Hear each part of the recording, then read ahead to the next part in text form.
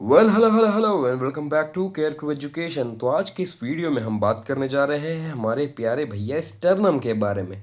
तो स्टर्नम क्या होता है, कहाँ पे पाया जाता है, इसके कौन से पार्ट्स होते हैं, कौन से सरफेस इससे जुड़े हुए होते हैं, ये सारी चीज़ों को आज इस वीडियो में हम कवर करने जा रहे हैं। और ये एक वीडियो ही इनफ होगी आपके जो भी क्वेश्चंस आते हैं स्टर्नम या रिब केज से उसको सॉल्व करवाने के लिए। तो आइए वीडियो चालू करते हैं। पर हाँ, उससे पहले लाइक शेयर सब्सक्राइब करना ना भूलें केयर क्रू एजुकेशन को। और हाँ, घंटे का बटन भी दबा ही लेना साथ में, आशीर्वाद आती रहेगी।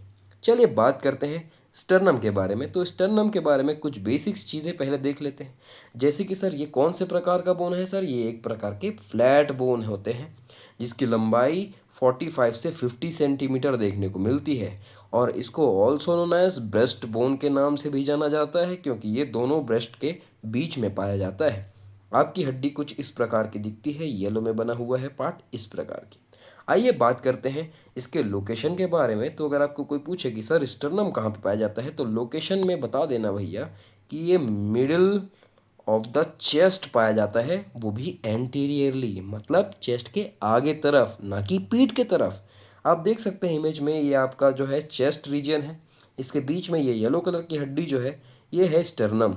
और ये जो केज बना हुआ है इसको बोला जाता है सर रिब्स से बना हुआ केज, रिब केज। तो रिब केज को आगे से सपोर्ट देने का काम कौन करता है, हमारा स्टर्नम करता है। ठीक है। चलिए अब बात करते हैं स्टर्नम के पार्ट्स की। तो सर स्टर्नम में मेनली देखने को मिलते हैं तीन पार्ट। ये आपका स्टर्नम, स्टर्नम में यहाँ पे आप देख सकते हैं ऊपर एक डब्बा नुमा आकार का बना हुआ है, ये स्पेस को बोला जाता है सर मेन्यूब्रियम, जिसको हेड भी बोला जाता है। बात करते हैं ये लंबा आकार का जो पोर्शन है, this is known as body of the sternum. और ये छोटू सा जो टेल बना हुआ है इसको जिफॉइड प्रोसेस के नाम से जाना जाता है। तो ये तीन पार्ट मिल करके बनाते हैं हमारे स्टर्नम को। और यहाँ पे जो मेन्यूब्रियम और बॉडी के बीच का पार्ट है यहाँ पे बनता है स्टर्नल एंगल, जिसको हम एंगल ऑफ लुइस के नाम से भी जानते हैं। किसके नाम से सर, एंगल ऑफ लुइस के नाम से। चलो बढ़िया। अब बात करते हैं सर एक एक पार्ट्स के बारे में इंडिविजुअली। तो सबसे पहले पार्ट में आता है कौन, हमारा प्यारा मेन्यूब्रियम। तो मेन्यूब्रियम सर ये हड्डी है और हड्डी का ऊपर का पोर्शन क्या है, मेन्यूब्रियम। तो इसी बोन को मैंने जूम करके यहाँ पे बनाया है। तो जो ये बोन दिख रहा है आपको, दिस इज मेन्यूब्रियम।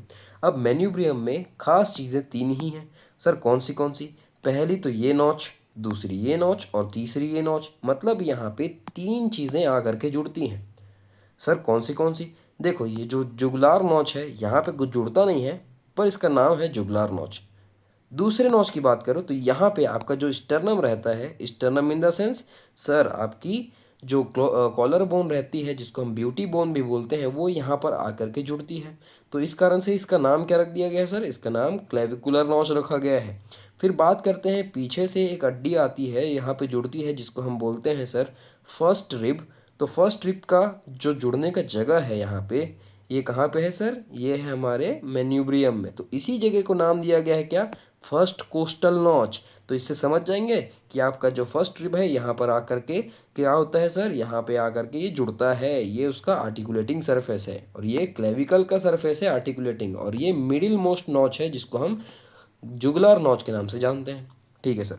आइए बात करते हैं मेन्यूब्रियम के बाद बॉडी के बारे में, क्लेविकल के। तो सर बॉडी में इसको किस नाम से और जाना जाता है सर, बॉडी के तीन तीन नाम, आइला बॉडी के तीन तीन नाम। कौन से नाम सर, कॉर्पस स्टर्नम पहला नाम, दूसरा ग्लेडियोलस भी बोला जाता है इसी को, और तीसरा मीजो स्टर्नम के नाम से भी जाना जाता है हमारे बॉडी भैया को। Okay sir. तो बात करते हैं बॉडी में या स्टर्नम के जो बॉडी का पोर्शन रहता है, यहाँ पे आप देख सकते हैं कि ये ग्रूव्स बने हुए हैं।